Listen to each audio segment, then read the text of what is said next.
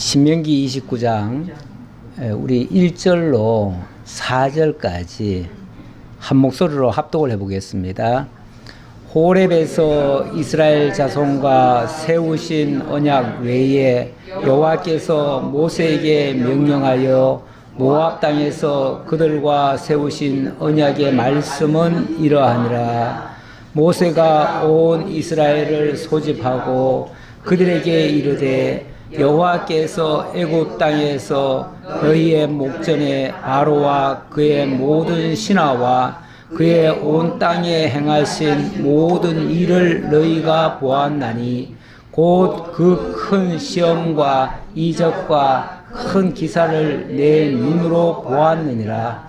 그러나 깨닫는 마음과 보는 눈과 듣는 귀는 오늘까지 여호와께서 너희에게 주지 아니하셨느니라.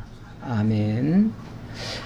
호렙에서 이스라엘 자손과 세우신 언약 외에 여호와께서 모세에게 명령하여 모압 땅에서 그들과 세우신 언약의 말씀은 이러하니라. 자, 호렙에서 언약을 세우셨다라고 말을 하면서 그 언약 말고 다시 모압 땅에서 그들과 세우신 언약의 말씀이 이렇다, 이렇게 얘기를 하네요.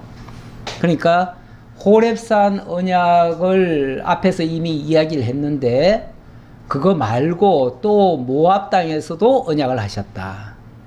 물론 호렙산 언약이다, 모압 땅 언약이다 하는 말은 그 언약을 한 지역, 언약을 했던 그 장소가 호렙산이냐 모압 땅이냐 거기에 따라서 얘기한 것이고요. 뭐 근본적으로 다르지는 않습니다. 근본적으로 다르지는 않는데 다만 시간적으로 좀 다르고 위치적으로 좀 다르기 때문에 그래서 어찌 보면 호렙산 언약은 좀 과거지향적이라고 할까요? 언약이라고 하는 건 물론 미래에 대한 이야기이기는 하지만 그래도 과거를 기초로 해서 언약을 하는 것이라고 볼 수 있고, 그리고 그 범위가 이스라엘에게 사실은 어떻게 보면 한정되어 있다고도 볼 수 있어요. 이스라엘 백성을 향해서 한 말일 수 있고, 모압 땅 언약은 좀 위치적으로 저 미래를 바라보면서 하는 언약이에요.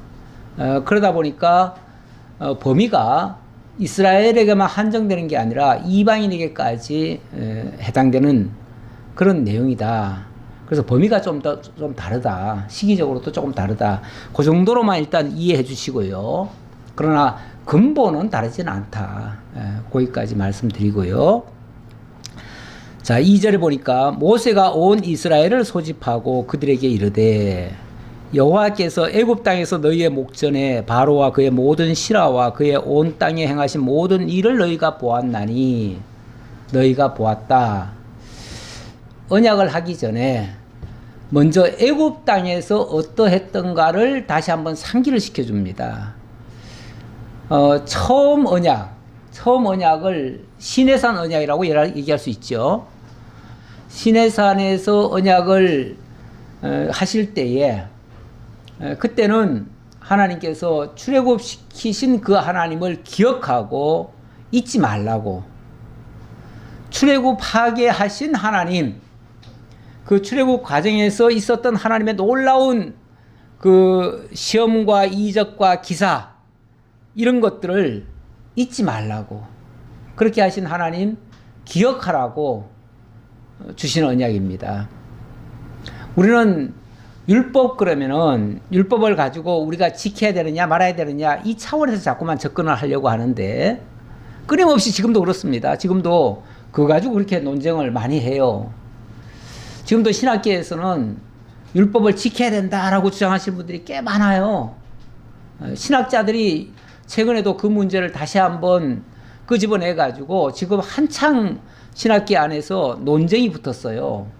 그래서 저명한 신학자들이 능동적 순종이니 뭐 수동적 순종이니 이런 말 써가면서 뭐 우리가 적극적으로 해야 된다, 아니면 하나님이 하게 하심으로 하는 거다, 뭐 이게 이제 수동이냐 능동이냐 이 차원에서 얘기하는 건데 어쨌든 해야 된다는 얘기예요. 결론적으로 말하면 해야 된다는 얘기. 그런데 그러면은 율법의 용도가 달라져 버리잖아요. 용도가 우리 보고 지켜 행해서 복 받으라고 하는 도구가 돼 버리잖아요. 그렇죠? 근데 하나님이 원래 율법을 주실 때는 분명하게 이렇게 말합니다. 하나님이 여호와이심을 잊지 말라고, 기억하라고. 하나님의 여호와 되심을 알게 하려고 그래서 율법을 주셨다라고 말하는데, 그래서 하나님의 지고한 뜻이죠. 율법 자체는 하나님의 아주 지고하신 뜻이에요. 그 뜻인데 뜻을 왜 자꾸 얘기를 하시느냐? 나 이런 하나님이야 라는 거 알게 하려고. 그게 목적인데 자꾸 그것을 받은 사람들이 이걸 지켜야 됩니까? 말아야 됩니까? 지킨다면 어디까지 지켜야 됩니까? 또 안 지켜도 된다면 어디까지 안 지켜도 된다는 말입니까? 예를 들어서 십계명을 가지고 얘기하면 안식일을 기억하여 거룩히 지키라 했는데 안식일을 지킨다는 게 뭡니까? 오늘날 주일날 하루 종일 진짜 아무것도 안 사 먹고 돈 안 쓰고 일 안 하고 그렇게 하는 게 안식일 지키는 겁니까? 이런 거 가지고 자꾸 논쟁을 하고 있어요. 이런 거 가지고. 이거는 하나님이 근본 율법을 주신 의도와는 전혀 딴 얘기가 돼버려요. 하나님은 당신이 여호와이심을 기억하게 하려는 것이고, 어떤 면에서 그 율법 앞에 우리가 다 죄인됨을 드러내시려는 건데, 그리고 너희 스스로는 안 되는 일을 하나님이 해 주시겠다는 그런 약속인데, 그걸 가지고 우리가 지켜서 그 복을 받겠다라고 얘기를 하니까 결과는 어떻게 될까요? 결국은 못 지키는 결과가 나올 것이고, 아니 뭐 10개 중에서 한두 개는 지키겠죠. 아니면 한 9개는 지키겠지. 그런데 결과적으로는 온전히 다 못 지키면 결국은 하나 못 지키나 10개 못 지키나 똑같은데, 어차피 죄인인데 결국은 모두가 다 율법 아래서 죄인으로 드러나고 다 죽어야 될 판인데 왜 그쪽으로 자꾸 이끄냐 그 말이에요. 그렇게 이끌면 율법을 주신 근본 의도를 모르는 결과가 되고, 우리가 율법을 잘 지켜서 결국은 구원받고 의롭게 되자고 한다면 그럼 그리스도가 오실 이유가 뭐가 있어요? 그리스도의 오심을 불필요하게 만드는 꼴이 되잖아요. 그럼 율법을 주신 근본 의도는 모든 사람을 죄 아래 가두었다가 거기서 끄집어내 가지고 하나님의 은혜 속에 들어가게 하시려는 하나님의 이런 기가 막힌 계획이 있어 가지고 이렇게 율법을 주신 건데, 그걸 깡그리 잊어버리게 만든다 그 말이에요. 그러니까 이걸 자꾸 우리의 행동 규범, 윤리 규범으로 생각을 해버리면 결국은 율법을 잘못 이해하는 것이 돼버리고, 그 결과는 온 인류가 다시 죄 아래 들어가야 될 판이 돼버려요. 그래서 그렇게 접근하는 것은 매우 안 좋다. 지금은 모압 땅 언약인데, 모압 땅 언약을 하시면서도 여전히 무슨 얘기를 하시냐면, 여호와께서 애굽 땅에서 너희의 목전에 바로와 그의 모든 신하와 그 온 땅에 행하신 모든 일을 너희가 똑똑히 보지 않았느냐? 이걸 다시 한번 상기시켜요. 다시 한번 상기시켜 줌으로써 그것을 하나님 여호와를 잊지 말라는 거예요. 그러나 깨닫는 마음과 보는 눈과 듣는 귀는 오늘까지 여호와께서 너희에게 주지 아니하셨느니라. 참 나는 이 말씀이 여기 본문에서 굉장히 중요한 아주 핵심적인 문장 같은데요. 그렇게 하나님이 다 보여주셨음에도 불구하고 아직까지도 깨닫는 마음과 보는 눈과 듣는 귀는 오늘까지 여호와께서 너에게 주지 아니하셨다. 지금 이 시점에서 이스라엘 백성들이 하나님을 온전히 깨닫고 하나님의 말씀에 온전히 지금 순복하고 있느냐? 그렇지 못하다는 거예요. 순종을 잘 못하고 있대요. 결국 하나님의 말씀이 어찌 보면 공허한 메아리처럼 그들의 귓가만 때리지 그들의 마음을 움직이지 않았어요. 왜 그랬느냐? 그 이유는 하나님께서 아직까지도 그들에게 깨닫는 마음과 보는 눈과 듣는 귀는 주지 않으셨대요. 하나님이 우리에게 깨닫게 하지 않으면 우리는 못 깨닫습니다. 사람들이 크게 착각하는 게 내가 예수를 믿고 내가 선택했고 내가 잘하면 천국 가고 다 내가 하는 거라고 생각하는데, 사실 하나님께서 당신을 보여주지 않고 우리에게 다가오지 않으면 아무도 하나님을 발견할 수가 없습니다. 하나님 믿을 수도 없고 알 수도 없습니다. 그래서 에베소 1장 17절 이하에 보면 사도 바울이 그런 기도를 하지요. 거기 보면 우리 주 예수 그리스도의 하나님 영광의 아버지께서 지혜와 계시의 영을 너에게 주사 하나님을 알게 하시고, 지혜와 계시의 영을 주셔야 하나님을 알 수 있다. 이 지혜와 계시라고 하는 것은 하나님이 당신을 보여주는 거거든요. 우리한테. 당신이 스스로를 가려버리면요, 우리는 그 하나님 몰라요. 알 수가 없어요. 근데 당신이 자신을 열어서 우리에게 보여줘요. 그러면 우리가 비로소 볼 수 있는 거예요.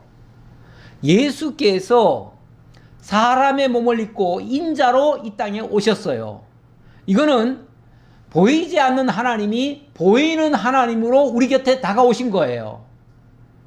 그리고 그분이 하나님이신 것을 증거하기 위하여 이 땅에 오셔서 병자도 고치고 뭐 온갖 일을 다 하셨는데, 그거는 하나의 표적일 뿐이고, 다시 말하면 하나님의 아들이신 증거일 뿐이고, 실제 그분이 하신 일은 오늘 오전에 살펴봤듯이 하나님의 도를 증거하신 거예요.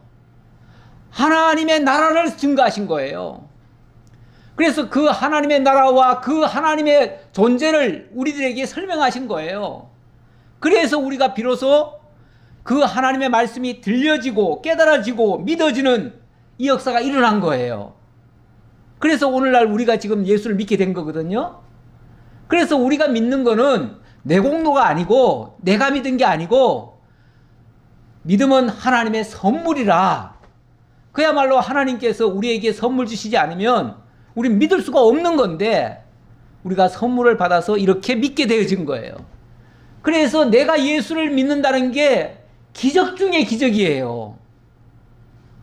내가 무슨 수로 예수를 믿어요? 제가 돌이켜보니까요, 제 어린 시절 처처삼중 시골에서 살았는데 정말 문명의 혜택을 못 받아봐가지고 저는 기차를 구경을 못 해봤어요. 물론 당연히 비행기도 구경 못 해봤고, 그런데 오죽하면 나는 초등학교 나올 때까지 기차 바퀴가 고무로 된 줄 알았지 쇠 바퀴인 줄은 그때 처음 보고 내가 놀래가지고 어떻게 그렇게 생각했던 사람이에요. 시골에 살면서 보니까요, 아무것도 배우는 것도 없고요, 아무것도 아는 게 없어요. 막말로 세상에 나가면은 뭘 해먹고 살지 이게 생각이 안 나요. 아무런 생각이 안 나요. 지금 저 아프리카 소년들한테 미래 뭐가 되겠냐고 그러면은 미래가 뭔데요? 미래가 뭔지도 몰라요. 미래 어떻게 살아야 되는지 몰라요. 세상이 뭐 어떻게 돌아가는지도 몰라요. 뭐 텔레비를 봤나요? 라디오를 들었나요? 뭘 세상의 문명을 뭘 봤어야지요. 전기도 하나 안 들어오는 곳에서 그냥 세상이 어떻게 돌아가는지도 모르고 살았던 그 아프리카 소년들에게 이야기하는 거랑 똑같아요. 아무것도 몰라요. 알 수가 없어요. 제가 돌이켜보니까 제 어린 시절이 그랬더라고요. 진짜 세상이 어떻게 돌아가는지도 몰랐어요. 그래서 기껏 꿈꾼다는 게 닭 몇 마리 키워가지고 그거 팔아가지고 돼지 새끼 한 마리 사고 그거 키워가지고 나중에 소 사고 이렇게 해가지고 하면 살겠다라는 내 꿈을 아주 어렸을 때 그 생각 가졌어요. 그게 전부였어요. 그게 우리의 꿈이라는 건요, 보여준 대로 꾸는 거예요. 하나님이 당신을 안 보여줬는데 무슨 수로 우리가 아냐고요. 하나님을 몰라요. 몰라요. 그걸 알게 하시려고 하나님이 정말 독생자 예수 그리스도를 통해서 우리 가운데 오시고 하나님의 모든 언약을 이루심으로써 하나님의 존재와 그분의 속성과 그분의 뜻을 우리에게 알려주신 거예요. 그리고 그분이 우리를 위해서 어떻게 역사하셨는지를 알려주니까 이제 우리가 깨닫고 정말 깨닫는 마음을 주셔서 그래서 비로소 그분을 믿게 된 거예요. 그런데 이때까지 깨닫는 마음과 보는 눈과 듣는 귀를 하나님께서 너희에게 주지 않았다. 하나님이 주지 않으면 모르는 거예요. 몰라요. 그런데 깨닫게 하시면 알게 되는 거죠. 또 반대로 오늘 우리가 그걸 깨달았다는 것만 해도 너무 감사한 거예요. 사실 너무 감사해요. 그런데 우리에게 온 세상 걸 다 볼 수 있도록 지금 해주셨잖아요. 우리는 뭐 너무 많은 정보에 오히려 홍수에 치일 정도로 이제는 선별해야 될 정도로 우리가 그만큼 지금 우리는 받았고 누리고 있어요. 어마어마한 하나님께서 정말 복을 막 이거 뭐 폭포수로 막 쏟아 부어주는 그런 복을 지금 우리가 사실 누리고 있어요. 그런데도 때때로 우리가 조금 어려움 당하면은 하나님 주신 복은 까마득하게 잊어버리고 당장 불편한 것 때문에 짜증을 내지요. 그게 우리 현실이에요. 그래서 하나님이요 적절히 속도 조절을 하셔요.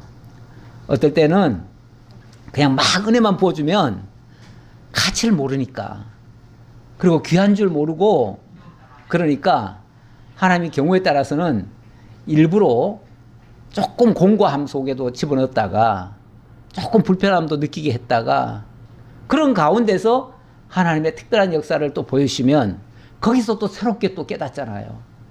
예. 우리 무감각해진 감각을 하나님께서 자꾸만 연단시켜서 갈아주는 거예요.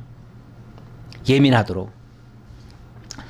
주께서 40년 동안 너희를 광야에서 인도하셨거니와 너희 몸의 옷이 낡아지지 아니하였고 너희의 발의 신이 헤어지지 아니하였으며 너희에게 떡도 먹지 못하며 포도주나 독주를 마시지 못하게 하셨음은 우리 하나님이 광야에 이스라엘 백성들을 어떻게 인도하셨는가를 조금 생각해 보면요 정말 기가 막힙니다. 기가 막혀요.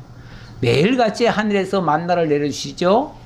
그리고 그 뜨거운 사막 가운데서 낮에는 구름 기둥으로 밤에는 불 기둥으로 이렇게 막아주시고 그리고 필요할 때마다 하늘의 양식과 반석의 물을 또 내어주셨고 그러면서도 정말 한 벌밖에 없는 옷이지만 40년 동안 헤어지지도 않게 하시고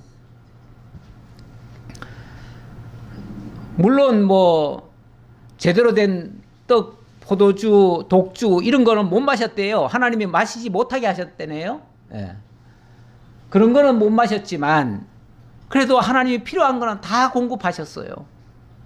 그런데 백성들의 그 말을 들어보면 우리가 과거에 애굽에 있을 때는 파, 마늘 뭐 이런 것들도 먹었는데 광야에서는 저 하늘에서 내리는 저 만나 외에는 아무것도 없도다. 그러면서 투정을 부렸지요. 근데 사실은 애굽에서 먹던 것보다 훨씬 더 좋은 거거든요. 왜냐하면 영양소가 그것만 먹으면 40년 동안 끄떡없이 살 수 있을 만큼의 영양소가 골고루 들어있는 그야말로 완벽한 식품이었는데 자기네들이 평소에 먹던 거 못 먹는다고 그거 가지고 원망을 했잖아요. 그렇죠? 근데 이렇게 하신 것은 어쨌든 뭐 때때로 주시기도 하고 또 잠시 끊기도 했어요. 사실은 하나님이 매일같이 물을 내리셨지만 어느 날은 장소로 이동하면은 또 물이 없었잖아요. 그런데 물이 없으니까 당장 또 원망이 또 터져나왔잖아요. 근데 잠시 그렇게 하는 거는 어떻게 보면 시험이라고 그랬어요. 시험. 하나님이 답을 가르쳐주고 문제를 다 알려주고 그리고 나서 잠깐씩 그렇게 기억하고 있나 아닌가를 확인하기 위해서 테스트 삼아 잠시 물을 안 줘요. 그러면은 영락없이 그냥 걸려버리잖아요. 그러죠? 또 우리에게 물을 안 준다고. 그러니까 모세가 그냥 참다 못해가지고 내가 너희에게 또 물을 내랴 그러면서 성질 내가지고 그냥 반석을 막 2번에 쳐버렸잖아요. 예. 하나님께서는 야, 백성들 자꾸 물 달라는데 일부러 물 잠깐 안 주셨다가 물 달래는데 네가 반석을 명하여 물을 내서 줘라. 그랬더니 그 백성들이 또 막 계속 욕을 하니까 막 성질을 버럭 내면서 내가 또 반석에서 물을 내랴 하면서 그냥 반석을 2번이나 쳐버렸잖아요. 그랬더니 하나님께서 네가 내 목전에서 나의 영광을 이렇게 훼손했다고 하나님께서 모세 너도 약속의 땅 가나안 들어가지 마 그러신 거죠. 예. 그래서 못 들어갔는데 이게 이제 하나님께서 다 가르쳐 주시고 그리고 이제 테스트하는 건데 이렇게 한 것은 주는 너희의 하나님 여호와이신 줄을 알게 하려 하심이니라. 하나님이 여호와이심을 알게 하려고 이렇게도 하시고 저렇게도 하셨는데 너희들이 그럴 때 잊어버렸다 그 얘기죠. 너희가 이곳에 올 때에 헤스본 왕 시온과 바산 왕 옥이 우리와 싸우러 나왔으므로 우리가 그들을 치고 그 땅을 차지하여 루벤과 갓과 므낫세 반 지파에게 기업으로 주었나니 그런즉 너희는 이 언약의 말씀을 지켜 행하라. 그리하면 너희가 하는 모든 일이 형통하리라.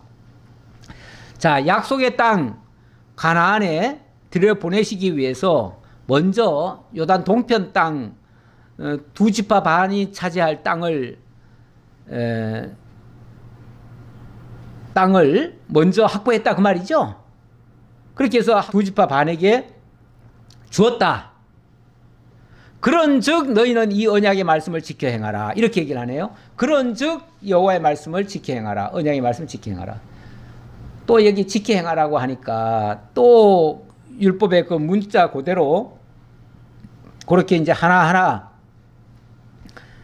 그 조항을 지키라는 줄로 이해하지만 그 뜻이 아니고 하나님이 이 언약을 주신 목적이 하나님 여호와이심을 기억하게 하려는 거니까 하나님 여호와를 잊지 않는 것이 곧 이 언약의 말씀을 지키는 거예요.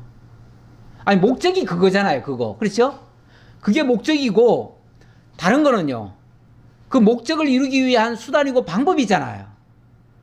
아니 방법은 사실은 이럴 수도 있고 저럴 수도 있어요. 방법론이라고 하는 것은 사실 여러 가지 방법이 있어요. 무슨 목적을 이루는데 이렇게 할 수도 있고 이렇게 할 수도 있어요. 그거는 그때마다 달라요. 그러니까 절대적으로 이래야만 된다라가 아니에요. 방법은. 그렇잖아요. 아니 목적이 중요하지 방법이 중요합니까? 물론 그 목적을 이루는데 한 가지 방법밖에 없다면 한 가지만 해야겠죠. 근데 우리 하나님이 한 가지 방법만 주신 게 아니고 여러 방법을 주셨어요. 그거는 때마다 달라요. 그래서 방법을 가지고 일일이 자꾸 얘기하는 건 틀렸다 옳다 자꾸 얘기하는 건 옳지 않아요. 우리가 무슨 일을 할 때도 그래요. 우리 의견 다툼이라고 하는 게 대부분 어디서 나오냐면 목적에서 나오지 않아요. 목적이 틀려서 그렇게 의견 다툼이 나오는 게 아니에요. 한 목적을 가지고 있어요. 그런데 보면은 꼭 방법에서 이렇게 해야 됩니다. 저렇게 해야 됩니다 하다가 싸우는 거예요.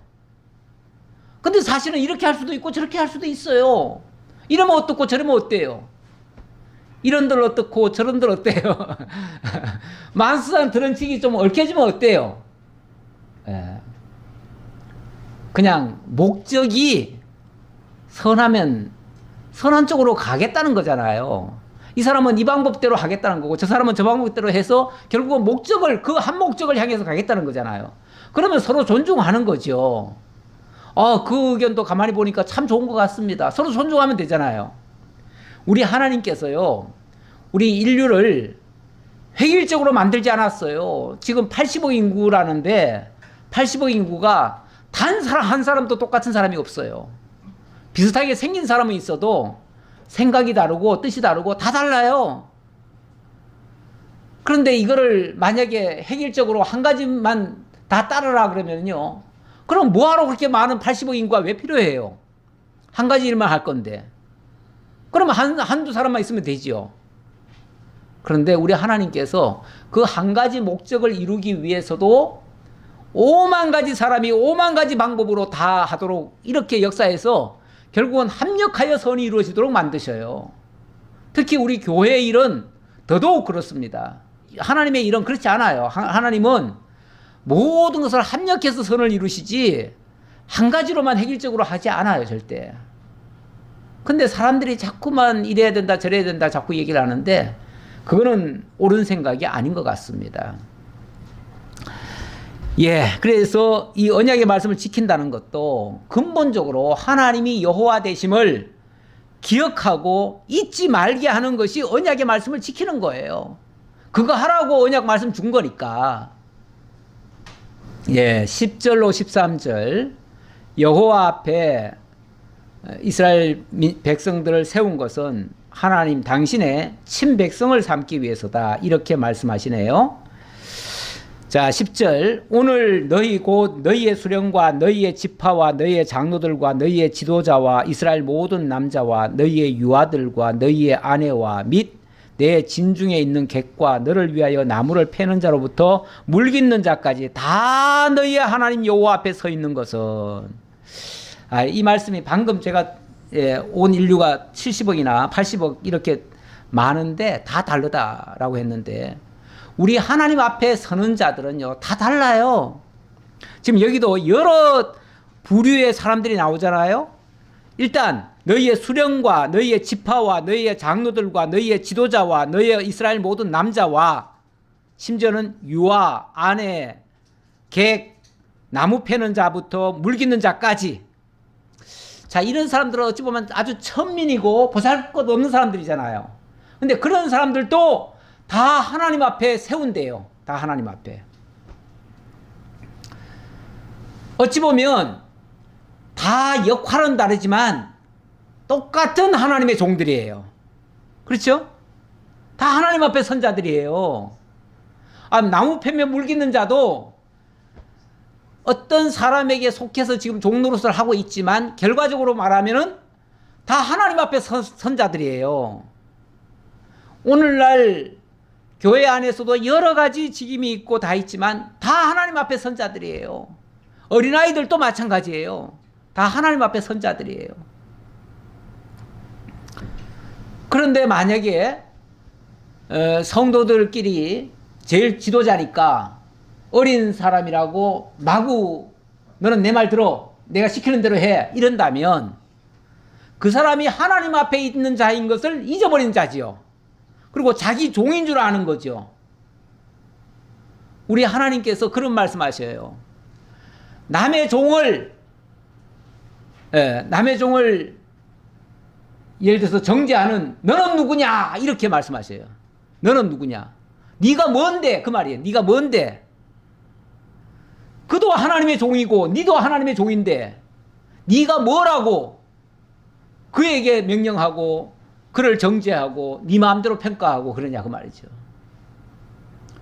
우리는 어떤 면에서 모두가 다 하나님 앞에 선 자들이기 때문에 그들을 우리 기준에다가 판단하고 정죄하는 것 굉장히 위험한 겁니다.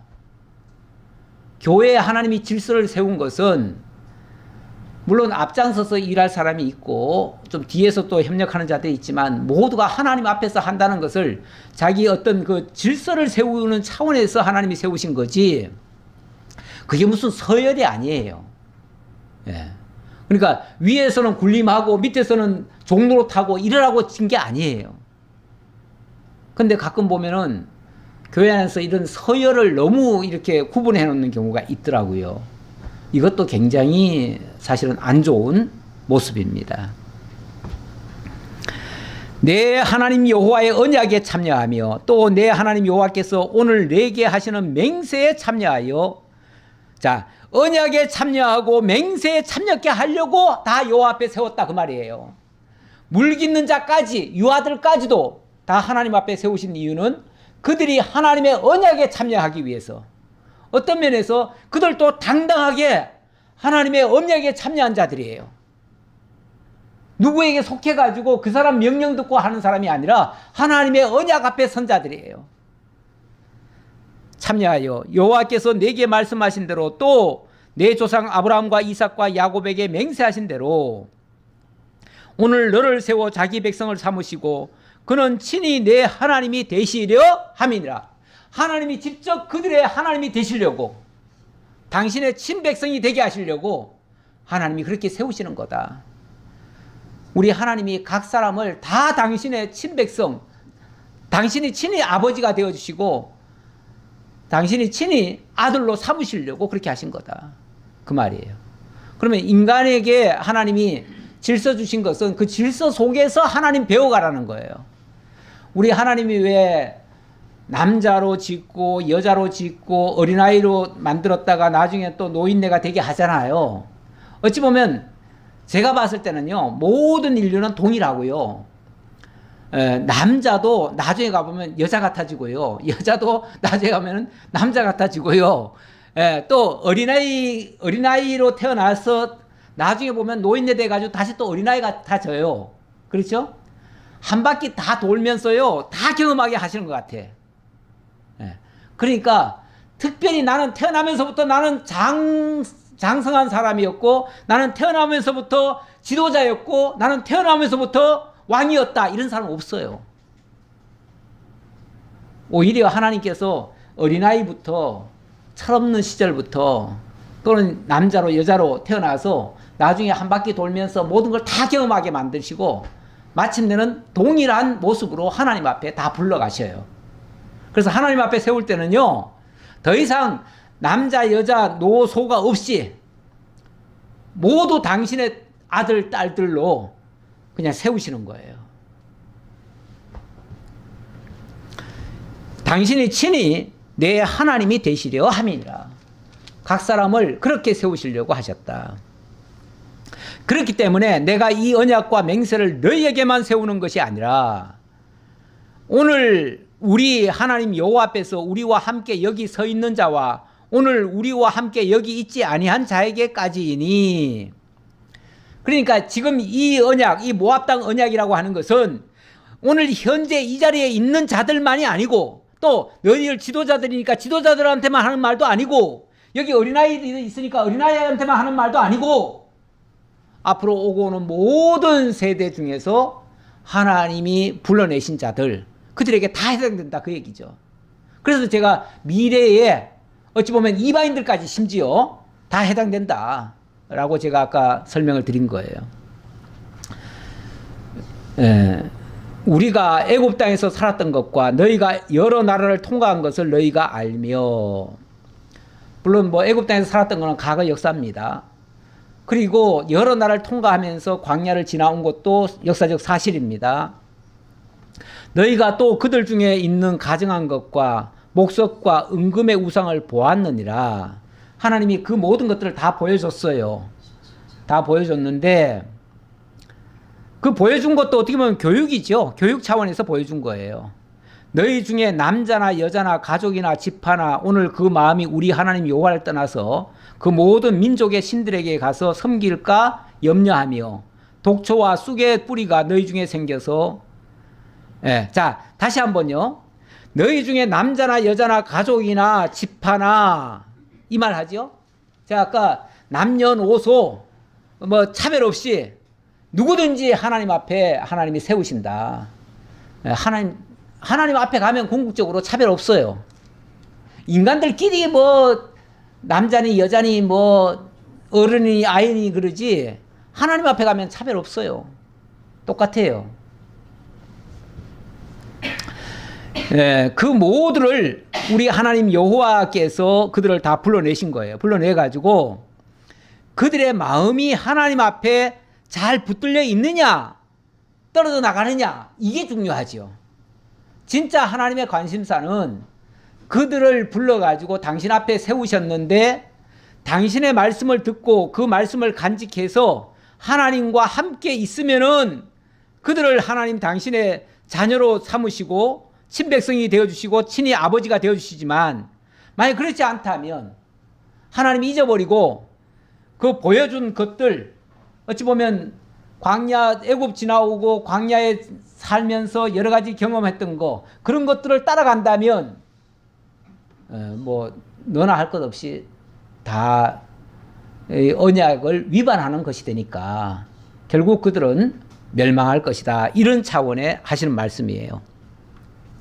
그게 쉽게 말하면 저주받는 거 아니겠어요? 그래서 19절 이 저주의 말을 듣고도 심중에 스스로 복을 빌어 이르기를 내가 내 마음이 완악하여 젖은 것과 마른 것이 멸망할지라도 내게는 평안이 있으리라 할까 함이라. 사실 이 신명기 29장은요 모압 땅에서 세우신 언약이면서 동시에 이건 저주의 말씀이에요. 저주의 말씀이에요. 다시 말하면 하나님 잊어버리면 너희가 이런 저주 받을 거야 라고 하신 말씀이에요. 그런데 만약의 경우 하나님이 지금 이런 놀라운 역사를 다 보여주셨음에도 불구하고 그들이 하나님을 잊어버린다면 결국 이 저주를 받게 된다 그 말이죠. 그리고 저주 받으면서도 진짜 저주는요, 진짜 저주 받은 사람은 저주 받으면서도 자기가 저주 아래 있다는 사실조차도 몰라요. 죄인이 자기가 죄인인 줄 알면요, 그 죄인은 더 이상 죄인이 아닐 수 있어요. 왜냐하면 회개하니까요. 그런데 죄인이면서도 자기가 죄인인 줄 모르고 누가 죄인이라고 얘기하면 내가 왜 죄인이냐고 발끈하는 사람이 있어요. 그 사람은 진짜 죄인이에요. 맞죠? 예. 근데 이 사람들이 이런 저주의 말을 듣고도 하나님의 쉽게 말하면 이 언약의 말씀을 듣고도 심중에 스스로 복을 빌어 이르기를 내가 내 마음이 완악하여 젖은 것과 마른 것과 멸망할지라도 내게는 평안이 있으리라. 이렇게 생각한다는 거죠. 나는 저주 안 받아. 나는 얼마나 잘하고 있는데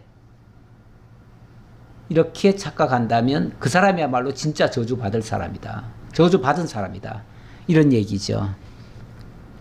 여호와는 이런 자를 사지 않으실 뿐 아니라 그 위에 여호와의 분노와 질투의 불을 부으시며 또 이 책에 기록된 모든 저주를 그에게 더하실 것이라. 여호와께서 그의 이름을 천하에서 지워버리시되 진짜 끝까지 그 잘못도 못 느끼고 정말 하나님 앞에 바로 설 생각도 안 하고 하나님 계속 잊어버린 상태에 있다면 그 사람은 정말 하나님의 책에서 지워진 사람이다. 이렇게도 말씀하시는 거죠. 진짜 하나님 전혀 까마득하게 모르고 끝까지 깨닫는 바도 없고 그리고 스스로는 또 내가 왜 저주받아 이렇게 생각하고 있다면 그 사람이야말로 진짜 저주받은 사람이다. 이런 뜻이에요. 여호와께서 곧 이스라엘 모든 지파 중에서 그를 구별하시고 그 율법책에 기록된 모든 언약의 저주대로 그에게 화를 더하시리라. 그래서 그런 사람은 결국은 저주 아래에 들어가게 될 것이다 라고 이야기하십니다. 그리고 마지막 22절로 29절 내용, 여기는 후손이 받을 저주에 대해서 언급하면서 그 이유를 밝히시는 장면입니다. 앞으로의 세대에게 이런 하나님의 진노가 있을 수 있다라는 일종의 경고 같은 말씀이죠. 너희 뒤에 일어나는 너희의 자손과 멀리서 오는 객이 그 땅의 재앙과 여호와께서 그 땅에 유행시키시는 질병을 보며 그 온 땅이 유황이 되며 소금이 되며 또 불에 타서 심지도 못하며 결실함도 없으며 거기에는 아무 풀도 나지 아니함이 옛적에 여호와께서 진노와 격분으로 멸하신 소돔과 고모라와 아드마와 스보임의 무너짐 같음을 보고 물을 것이요. 자, 하나님이 구원해낸 백성들입니다. 그런데 만약에 그들이 다시 옛날에 소돔과 고모라 같이 그런 식으로 저주를 받는다면 아마 사람들이 다 의아해하지 않을까요? 아니 이스라엘 백성 뭐 하나님께서 복을 주셔가지고 그들을 애굽 땅에서 구원해 내셔가지고 약속의 땅 젖과 꿀이 흐르는 땅에 들여보낸다더니 왜 저 모양이 되었을까? 뭐 때문일까? 뭐 하나님이 없는 거 아니야? 하나님이 있다면 어떻게 저럴 수가 있을까? 라고 혹시 누가 물을 수 있다 그 말이죠. 그렇죠. 하나님의 백성이라고 하면서 여러 가지 재앙 속에 맨날 살아가고 있다면 사람들이 묻겠지요. 왜 저러지? 사람들이 복받은 백성들 아니야? 그런데 왜 저러지? 이렇게 묻겠지요. 24절 여러 나라 사람들도 묻기를 여호와께서 어찌하여 이 땅에 이같이 행하셨느냐? 이같이 크고 맹렬하게 진노하시면 무슨 뜻이냐 하면, 그러면 당연히 물어볼 것이고요. 그러면 그때 사람들이 대답하기를 무리가 자기 조상의 하나님 여호와께서 그들의 조상을 애굽에서 인도하여 내실 때 더불어 세우신 언약을 버리고 더불어 세우신 언약을 버렸기 때문이다 그 얘기예요. 다시 말하면 언약을 버렸다는 말은 하나님이 언약하신 그 사실 자체를 잊어버렸다 그 얘기예요. 언약을 뭐 어떻게 버려요 우리가? 언약을 버린다는 말이 무슨 말이에요? 하나님 언약하신 것을 까마득하게 잊어버렸다는 얘기예요. 언약을 잊어버리면 그러면은 별의별 짓이 다 나옵니다. 하나님 알지 못하면 별의별 행동이 다 나와요. 그냥 한마디로 말하면 자기 소견에 옳은 대로 행해요. 그러다 보니까 좋은 대로 하는 거예요. 좋은 대로. 남들이 보니까 뭐 우상을 막 멋있는 막 우상을 만들어 놓고 섬기던데, 저렇게 하면 복 받는가 보다. 나도 우리 것도 해야지 하고 그냥 하는 거예요. 그게 옳고 그르고도 몰라요. 그냥 하는 거예요. 그래서 26절 가서 자기들이 알지도 못하고 여호와께서 그들에게 주시지도 아니한 다른 신들을 따라가서 그들을 섬기고 절한 까닭이라. 하나님이 뭐 설마 우상을 줬겠어요? 네. 그리고 뭐 그 신들을 하나님이 섬기라고 했겠어요? 했을 리가 만무하지요. 율법에는 분명히 나 외에 다른 신을 섬기지 말라 하나님이 엄명을 하셨는데 하나님이 잊어버리니까 그게 생각이 안 나요. 다른 신 왜 다른 신 섬기면 안 돼요? 이런 생각이라 하는 거죠. 아니 다른 신 섬긴다고 뭐가 문제돼요? 나 하나님도 섬기고 다른 신도 섬기고 부처도 섬기고 마호메도 섬기고 다 섬기고 싶은데. 저도 어렸을 때요. 그때는 예수 믿기 전인데 솔직히 뭐가 참신인지를 모르겠어요. 하나님이라고 하지만 하나님 본 적도 없고요. 뭐 예수라고 얘기하는데 예수는 뭐 우리나라 신 같지는 않고요.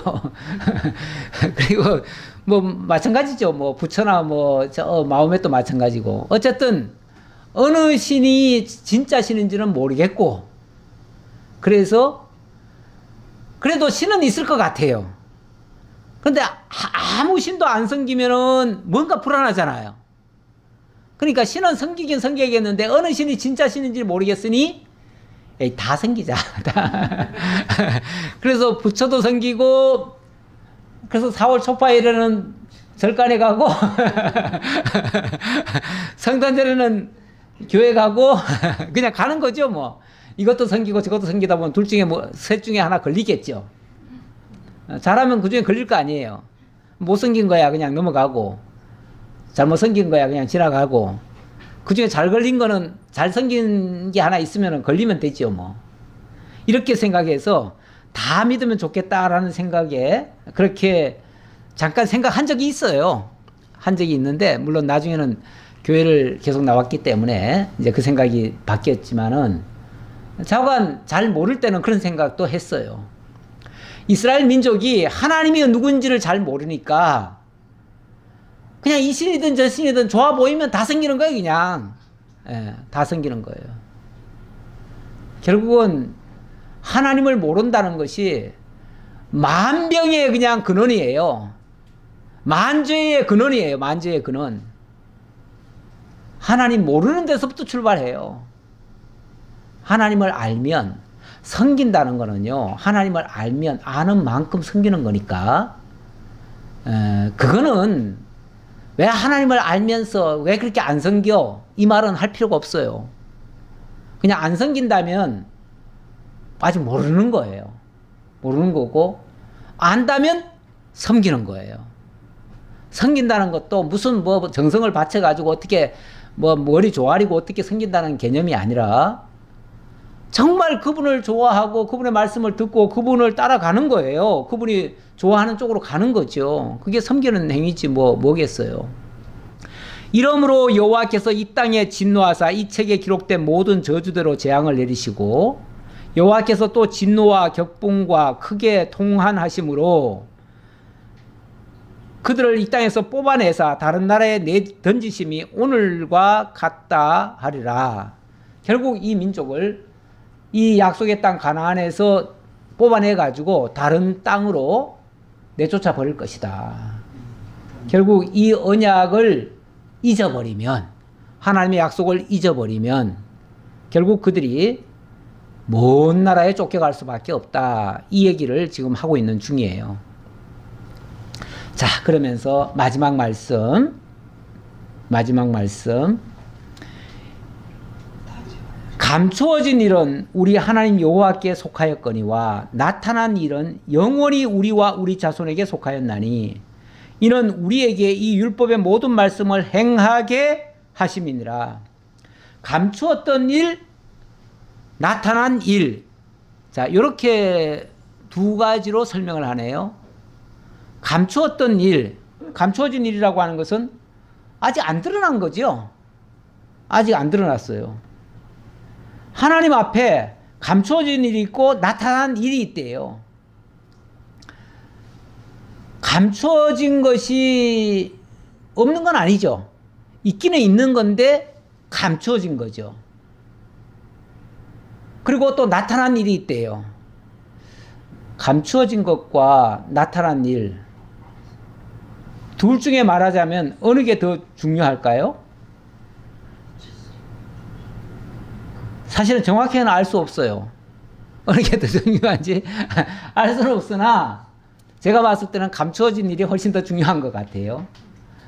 감추어졌다고 하는 것은 아직 다 안 드러났지만 매우 중요한 일이라는 예일 수도 있어요.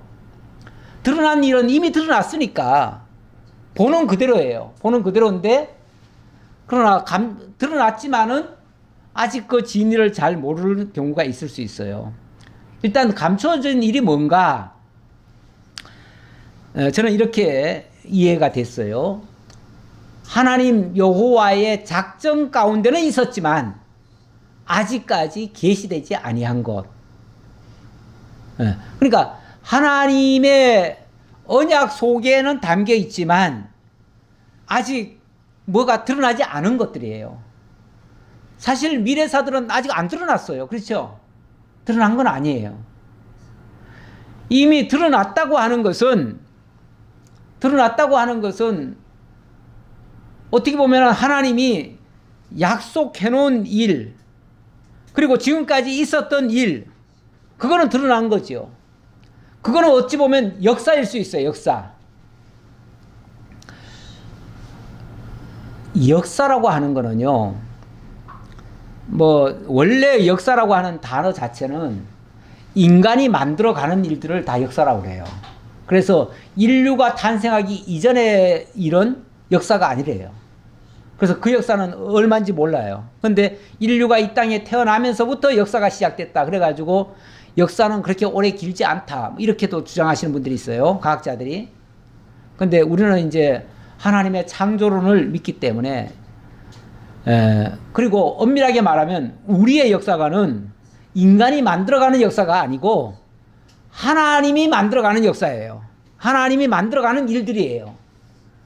하나님이 만들어가는 일들은 우리가 알지 못하는 일도 엄청나게 많아요. 사실은. 그것도 다 하나님의 역사예요. 그래서 어찌 보면 이 비밀이라고 하는 거, 감추어진 일이라고 하는 거는 하나님의 작정에는 있지만 아직 계시되지 아니한 것이라고 할 수 있고요. 바로 그런 것이 그리스도를 통해서 이루실 하나님의 나라와 하나님의 의에 대한 것들이 다 그 비밀에 속한 것들이에요. 그리고 나타난 것이라고 하는 것은 어찌 보면 이스라엘 역사 속에 나타난 일들이에요. 그런 것들은 물론 그것도 하나님의 언약대로 되어진 것이죠. 그래서 감추어진 일은 우리 하나님 여호와께 속하였고 나타난 일은 영원히 우리와 우리 자손에게 속하였나니 이는 우리에게 이 율법의 모든 말씀을 행하게 하심이니라. 결국 이렇게 하나님이 때로는 보여지게도 하시고 또 보여지지 않게도 하신 것은 하나님의 말씀을 행하게 하려고 그런다. 하나님 기억하고 깨닫게 하려고 그런다. 그 말씀이죠. 예. 오늘 우리가 하나님이 가르쳐 주신 그걸 통해서 이제 예수를 믿게 됐고 하나님 나라를 소망하게 됐어요. 예, 골로새서에도 비슷한 말씀이 있네요. 골로새서 2장 2절에도 이는 그들로 마음의 위안을 받고 사랑 안에서 연합하여 확실한 이해의 모든 풍성함과 하나님의 비밀인 그리스도를 깨닫게 하려 함이니 그 안에는 지혜와 지식의 모든 보화가 감추어져 있느니라. 그리스도 예수가 바로 하나님의 비밀이고요. 감추어진 것인데 그 예수 안에 지혜와 지식의 모든 보화가 감추어져 있대요. 다시 말하면 우리 신앙의 도와 하나님 나라의 그 모든 내용이 그 그리스도 안에 다 있다는 거예요. 그래서 그 그리스도를 그러니까 하나님의 그 계시를 통해서 그리스도를 우리가 발견한다면 우리는 그 하나님의 복에 참여하는 것이고 그게 바로 율법을 지키는 거예요. 율법을 지켜가는 거예요. 다시 말하면 하나님의 언약을 잊지 않고 하는 거다 그 말이죠. 그런데 그렇지 않다면 우리는 하나님을 잊어버린 자가 되고 하나님 잊어버린 자는 결국은 저주를 받을 수도 있다. 이런 말씀을 지금 하고자 이 말씀을 주신 겁니다.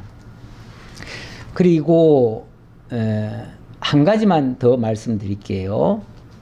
여호수아 24장 14절의 말씀인데 이거 이제 결론 삼아 말씀드릴 텐데요.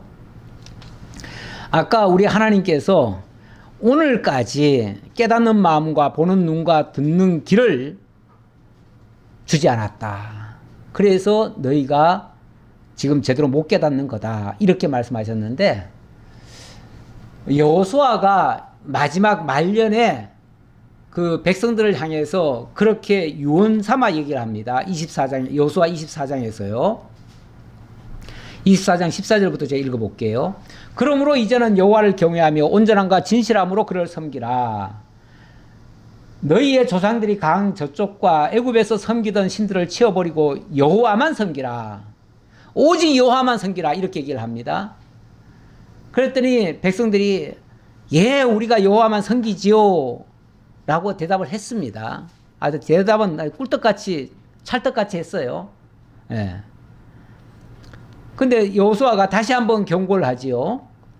만일 여호와를 섬기는 것이 너에게 좋지 않게 보이거든 너희 조상들이 강 저쪽에서 섬기던 신이든지 너희가 거주하던 땅에 있는 아모리 족속의 신이든지 너희가 섬길 자를 오늘 택하라. 나와 내 집은 여호와만 섬기겠노라. 이렇게 얘기를 했어요. 그랬더니 백성들이 그렇게 얘기를 합니다.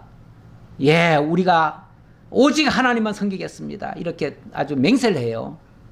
그랬더니 그때 여호수아가 19절에 뭐라고 얘기를 하냐면 여호수아가 백성에게 이르되 너희가 여호와를 능히 섬기지 못할 것은 그는 거룩하신 하나님이시요 질투하시는 하나님이시니 너희의 잘못과 죄들을 사지 아니할 것임이라. 이렇게 얘기를 하네요. 아니 백성들이 섬기겠다는데 너희들은 능히 섬기지 못할 것이다. 이거 무슨 뭐 초치는 이야기를 하십니까? 섬기겠다면은 그래 잘 섬겨라 하고서 격려를 하시지 왜 못 섬길 것이라고 단을 하십니까? 예, 결국 우리의 의지로 섬길 수 있는 것은 아니고요. 하나님이 너희를 섬기게 하셔야 섬긴다. 그런 뜻으로 하신 말씀 같아요. 전반적으로 보면. 그래서 너희가 결국은 하나님을 못 섬기고 나중에는 먼 나라로 쫓겨갈 것이다. 그 얘기 하려고 그 말 한 거예요. 예. 그렇습니다. 우리가 하나님을 섬기고 못 섬기는 것이 우리의 의지에만 달린 것이 아니라 하나님의 절대 주권에 달려 있다는 것을 명심하고 그래서 하나님 앞에 엎드리는 자세가 필요하고요. 예, 하나님의 말씀 앞에 순종하는 자세가 필요하지, 내가 하나님을 믿겠다, 내가 하나님을 의지하겠다, 내가 뭘 하겠다 하는 거는 자기 의지를 드러내는 거예요. 근데 그 의지는 어떤 면에서 참 지극히 허약해요.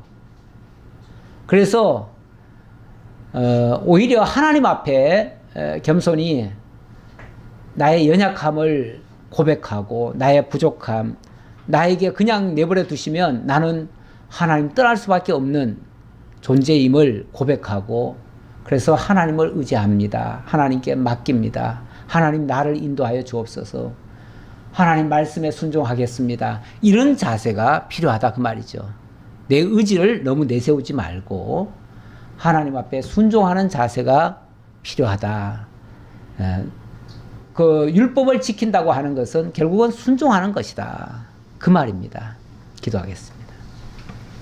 감사합니다. 하나님, 오늘도 신명기 29장을 통해서 모압 땅 언약을 주시고 우리의 의지로 되는 것이 아니라 하나님께서 깨닫는 마음과 또 하나님을 경외할 수 있도록 하나님께서 열어주셔야만 가능하다는 사실을 다시 한번 기억했습니다. 늘 하나님 앞에 겸손히 무릎 꿇는 저희들 되게 하시고 내 스스로 마치 다 된 것처럼 자고하지 않도록 늘 겸손한 자세를 유지하도록 하나님 함께해 주옵소서. 지켜주심을 감사드리옵고 예수님 이름으로 기도하옵나이다. 아멘.